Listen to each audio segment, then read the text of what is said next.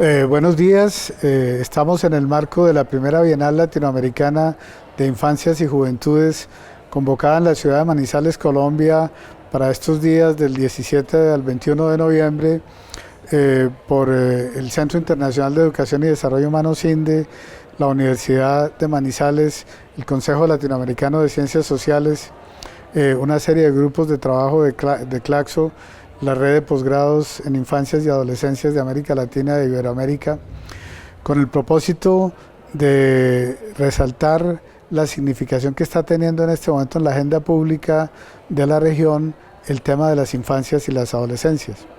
Muchas gracias a CLACSO por brindarnos la oportunidad de presentar a Joaquín González Alemán, el asesor de políticas públicas para la Oficina Regional de UNICEF en América Latina, con quien a continuación desarrollaremos un diálogo. Mi nombre es Alejandro Acosta, yo soy el director de CINDE, una de las organizaciones que convoca el evento, y es un gusto tenerte acá, Joaquín. Muchas gracias por tu participación y quisiera que empezáramos por una breve presentación de lo que es tu trabajo y vamos desarrollando a partir de los aportes que está haciendo UNICEF en la región a nuestros países, este tema de la agenda pública de infancias y juventudes. Muchas gracias, Alejandro. Es un placer estar aquí hoy en Manizales, la verdad, y un día tan señalado como hoy, ¿no? que se cumplen 25 años de la Convención de Derechos del Niño. Me parece que es importante que estemos afianzando la agenda de infancia en las políticas públicas en esta región, que tiene tanta importancia para el mundo, ¿no? Te cuento un poco el trabajo que yo hago en la oficina regional. Nosotros tenemos en UNICEF un plan estratégico que básicamente durará de los próximos 4 años. Y en ese plan estratégico hemos delineado una serie de líneas de trabajo y lo que yo me dedico es básicamente a promover la medición de pobreza infantil de manera multidimensional. Es uno de los trabajos que hago. El segundo es el análisis de los sistemas de protección social que hay en los países para la infancia. En tercer lugar, lo que es la medición de la inversión en infancia, lo que gastan y cómo se gasta, y la eficiencia en el gasto y la clasificación del gasto en los países. Y por último, el tema de la descentralización, cómo trabajamos a nivel territorial, ¿no? Esos son los 4 temas que yo llevo. Me parece muy pertinente si pudiéramos empezar una reflexión sobre qué aspectos has podido reflexionar a partir de tu participación en esta Bienal con respecto al desafío que tenemos los países latinoamericanos en términos de lograr que los marcos legales, los marcos de política, la institucionalidad que estamos construyendo en los niveles nacionales para el trabajo con infancias y juventudes llegue a los territorios que es donde realmente transcurre la vida de los niños, las niñas y los jóvenes, y que por lo tanto es un asunto prioritario para la consideración de la descentralización. Pues sí, la verdad que me ha gustado mucho las conversaciones que hemos tenido con los diferentes colegas. Yo estuve ayer en una mesa, éramos 5 panelistas, había 2 colombianos, alguien del Instituto Colombiano de Bienestar Familiar y alguien de Medellín, hablando de un plan sobre infancia en Medellín. Y la verdad que yo veo que a nivel descentralizado es donde ocurren las cosas. Entonces nos encontramos con que tenemos que poder llevar una ley o una política que se haya digamos, aprobado a nivel nacional, hay que llevarla luego a la implementación, a la ejecución a nivel territorial. Y nos encontramos que muchas veces la capacidad no es tal como quisiéramos. En otros casos sí lo es, en otros casos hay una capacidad bastante importante y eso sirve de ejemplo para que otros sigan después, ¿no? A mí me parece que el tema de colocar la infancia en las políticas es muy importante y por eso estamos aquí, obviamente, ese es mi trabajo, pero también me doy cuenta que hay que colocarla en la sociedad. Nosotros no podemos estar llevando un tema como el tema de la infancia simplemente empujando a los gobiernos y haciendo incidencia en los gobiernos, sino que tenemos también que cambiar la sociedad. Y en ese sentido me parece que las conversaciones que tuvimos ayer, los jóvenes tienen un papel muy importante.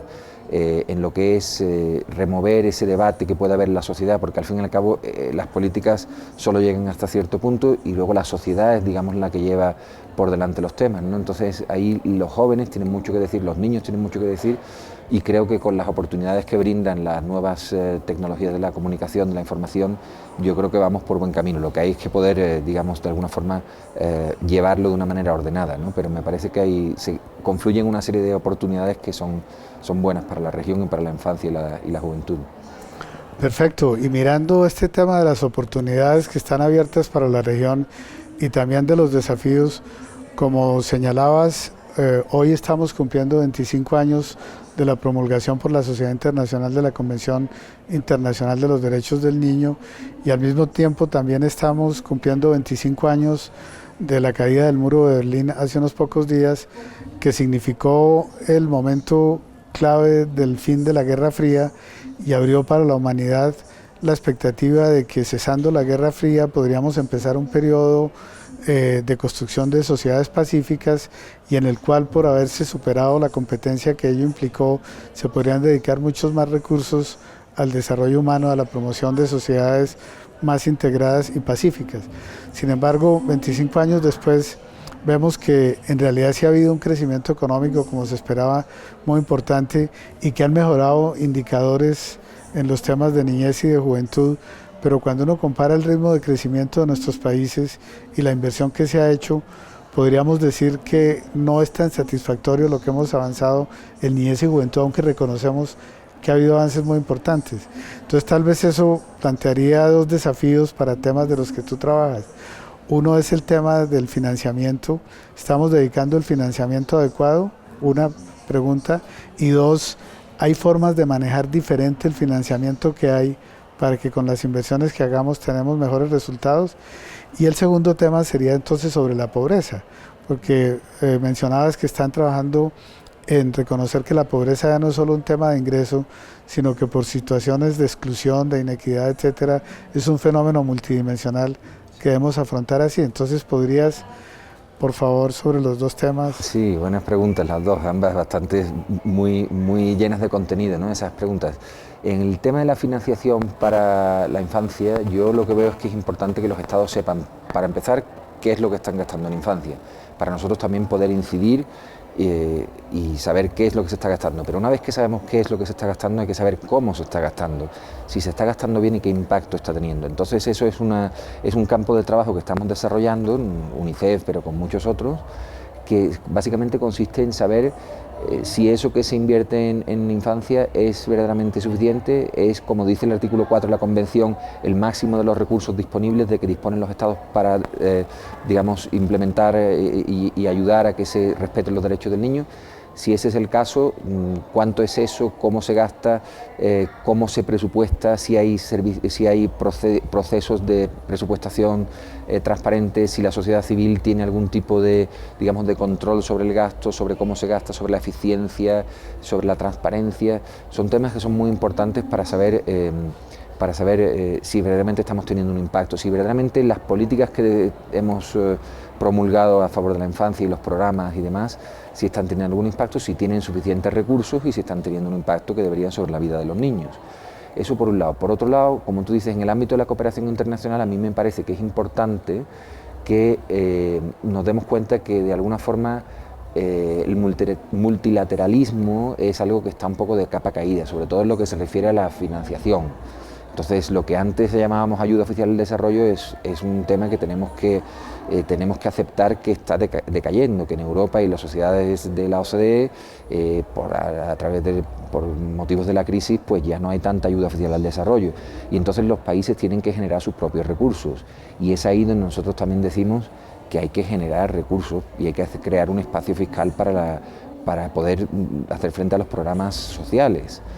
Y es ahí donde nos damos cuenta que en muchos países de Latinoamérica lo que es el ratio de entre los impuestos y el Producto Interior Bruto es todavía muy insatisfactorio, quitando con algunas excepciones en muchos países de América Latina que no recaudan suficiente para hacer frente a... Entonces ahí nos encontramos con que hay también un problema de financiación, ¿no? Problema de financiación que se podría arreglar a través de, bueno, pues manejando bien las deudas públicas que tienen los gobiernos, generando impuestos de una manera más eficiente, impuestos más progresivos, impuestos que no hicieran daño a la población, digamos, a los quintiles más pobres, y también haciendo que las grandes fortunas y que las empresas pagaran impuestos en consecuencia a sus ganancias, ¿no? Que es un tema general para todo el mundo para reducir las desigualdades, ¿no? Entonces nos parece que lo que es la generación de recursos domésticos es muy importante también para el desarrollo. Eso se ve muy claramente de cara a la agenda post-2015, ¿no? Lo que es todo el objetivo 17 de financiación del desarrollo. Eso por un lado es lo que concierne a la inversión en la infancia. Por otro lado, lo que tú me comentas de la pobreza infantil multidimensional, nosotros le damos mucha importancia porque nos damos cuenta de que la medición de la pobreza por ingresos es insuficiente. Nos da simplemente una medida de lo que genera un hogar. Ni siquiera el $25 al día no es una medida de pobreza de un individuo, de un niño, es una medida de pobreza de un hogar.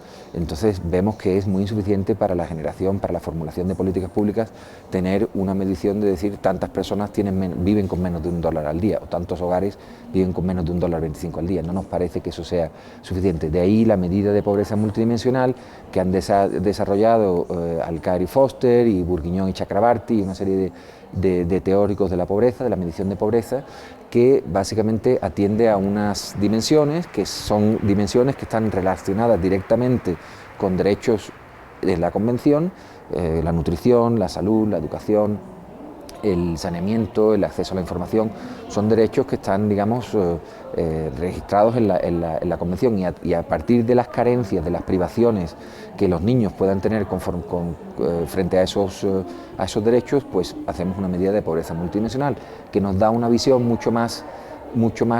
con mucho más granulosidad, con mucho más grano de lo que nos podía dar una medida de pobreza por ingreso. Y ambas son complementarias. Y esto, si quieres, también para mí, hablando de la agenda post-2015, tiene que ver con que tenemos que encontrar otras formas de medir el desarrollo, tenemos que encontrar una forma que vaya más allá del Producto Interior Bruto, del PIB, del GDP, y que nos diga más sobre el desarrollo de los países, sobre la prosperidad y el bienestar de sus ciudadanos, y hablando del desarrollo sostenible, que se basa en las tres pilares de la economía, la sociedad y el medio ambiente. Entonces, si queremos tener una buena medida del desarrollo sostenible, tenemos que atender a esas tres dimensiones. Joaquín, con estos ejemplos que nos has puesto para ilustrar tus argumentos relacionados con los aportes que se están tomando desde autores como Alcaer, Foster, Bourguignon, etcétera, y tus referencias a la cooperación, nos conduce a dos temas que sería muy interesante tocáramos para el cierre de esta entrevista. Uno tiene que ver con el hecho de que lo que está mostrando la crisis en curso actual es que el problema de la sociedad contemporánea ya no solamente en términos de pobreza y riqueza, porque también en términos de derechos y de desarrollo humano, los países más ricos están sufriendo problemas muy serios. Y entonces este propósito de la sociedad mundial de definir unas metas post-2015 ya no deben incorporar solamente temas relacionados con la pobreza, sino temas más generales del desarrollo humano y de la vigencia de los derechos que están siendo vulnerados tanto en países pobres como en países ricos. Entonces, un tema sería qué enseñanzas o qué sugerencias debemos empezar a trabajar como preguntas a resolver, que en términos de cómo la cooperación debe resignificarse en América Latina, tanto para propiciar un intercambio entre nuestros países, para atender la situación que estamos viviendo, como articularnos con la sociedad global, para que esa declaración sobre el desarrollo sostenible que está preparando la Asamblea General de Naciones Unidas reconozca estas realidades y tanto los desafíos que tenemos como las fortalezas que tenemos países ricos y pobres. Esa es una. Y la segunda es cómo podemos entonces articular el conocimiento, porque es claro que a pesar de toda la sofisticación que hemos alcanzado en la ciencia y la tecnología contemporáneamente, no estamos identificando claramente cuál es el desarrollo que buscamos y cómo medirlos. Estudio como el de la misión Fitoussi, con premios Nobel como Sen y Stiglitz, ha demostrado que con mucha sofisticación matemática lo que estamos midiendo no es lo que debíamos medir. Entonces ahí hay una agenda para articular la academia con los formuladores y operadores de política y a estos con la cooperación internacional. ¿Podrías, por favor? Sí, pues mira, con respecto a la medición tienes toda la razón. Yo creo que ha llegado el momento de medir las cosas de una manera diferente. Un colega mío dice una cosa que me impactó y es que ¿valoramos lo que medimos o medimos lo que valoramos? Y deberíamos medir lo que valoramos, pero sin embargo valoramos lo que medimos. Y eso quiere decir que básicamente nosotros, cuando nos referimos al desarrollo, estamos pensando en el crecimiento económico. Y está claro que el crecimiento económico no da la prosperidad a las personas. No da la prosperidad a las personas. Se habla del trickle-down effect y eso no ocurre. Entonces nos damos cuenta de que si no hay esfuerzos dedicados a combatir la pobreza, si no hay esfuerzos por universalizar políticas, entonces no se puede mejorar la vida de las personas, que es al fin y al cabo de lo que se trata el desarrollo. Cuando hablamos de desarrollo sostenible, la gente piensa en medio ambiente, no es árboles, es la gente que vive debajo de los árboles. Y es que los árboles van a dar vida a esas personas. Entonces, yo creo que hay una forma de ver el mundo que tiene que cambiar con esta nueva agenda de desarrollo. Se habla de una agenda transformativa, pues eso estaría bien que fuera transformativa, efectivamente. Una cosa que hay en los Objetivos de Desarrollo del Milenio, los Objetivos de Desarrollo Sostenible propuestos por el Grupo Abierto de Trabajo, es el tema de la desigualdad y el tema de la inclusión social, que me parece muy importante en una conversación sobre el desarrollo, porque sin eso no puede haber efectivamente desarrollo. Una persona puede tener, digamos, la plata para comprar un servicio, pero si luego llegas al lugar y por tu color de piel o por tu opción sexual o por tu proveniencia de una parte porque provienes de una determinada región no se te atiende, no hemos avanzado. Entonces me parece que hay que tener en cuenta unas consideraciones más, como tú dices, en base a los derechos, principios de no discriminación, de participación. La sociedad civil ahora tiene una posibilidad de llevar un control, digamos, de pedir cuentas a los gobiernos de cómo se gasta la plata, de cómo se implementan los programas. Es una gran oportunidad para avanzar en el desarrollo, en el verdadero desarrollo sostenible de las personas basado en los derechos, no me cabe duda. No, pues muchas gracias, porque precisamente uno de los propósitos fundamentales de la Bienal ha sido el de que los académicos reconozcamos que las infancias y las juventudes no son solamente grupos poblacionales objetivos a los que hay que describir, caracterizar para poder aportar elementos para avanzar en el conocimiento o para aportar a las políticas, y para que los formuladores, generadores y operadores de política vean que las infancias y las juventudes no son solo objetos problemáticos, sujetos en riesgo que deben ser atendidos desde las políticas para que no caigan en esos riesgos, sino que son actores que tienen unas prácticas, unos saberes, etcétera, que están expresando nuevas formas de habitar la sociedad y que por lo tanto debemos conocer, pero potenciar para que ellos contribuyan a la transformación social. Entonces, como tú bien decías, tenemos que cambiar mucho el tipo de investigación que se está haciendo, porque no estamos midiendo lo que valoramos, que son precisamente esas trayectorias vitales construyendo nuevas sociedades. Y en ese sentido nos parece que con la cooperación, la academia, los formadores de políticas tenemos que articularnos muy fuertemente con la sociedad civil y dar un espacio a las infancias y a las juventudes para que su voz no solamente sea reconocida, sino para que se les permita y se potencie su enunciación en la acción, para que ayuden y dinamicen estas sociedades. Joaquín, ha sido un placer. ¿Cómo quisieras tú cerrar con un mensaje para...? Hombre, es un día de fiesta, digamos, ¿no? Son 25 años de la convención, como tú decías, también cayó el muro en aquella altura. Tenemos por delante una agenda de desarrollo muy interesante en los próximos 15 años, 30 años, el mundo está cambiando, la pirámide poblacional está cambiando, entonces yo creo que es un momento importante, es un momento de verdaderamente traer transformaciones a la agenda del desarrollo, ¿no? Y pienso que hay posibilidades, tenemos que ver la voluntad que tienen los países, la voluntad y que no haya ningún momento de distracción en estos próximos años que diera el traste con estas discusiones, ¿no? Pero yo creo que es un día alegre, un día de celebración, y simplemente agradeceros mucho a vosotros, a CINDE, a Claxo y a la Universidad de Manizales el habernos invitado, y nos tienes a tu disposición para trabajar con ustedes, con la academia y con toda la sociedad civil en Colombia y en América Latina. Muchas gracias, y muchas gracias al Consejo Latinoamericano de Ciencias Sociales por esta oportunidad de tener una conversación tan interesante con Joaquín González Alemán de UNICEF, y muchas gracias por ser una de las instituciones convocantes de esta Bienal, así como a todas las instituciones y grupos de trabajo miembros de Claxo que han construido un conocimiento que hoy dinamiza muchas de las prácticas más interesantes de la región. Muchas gracias, Alejandro.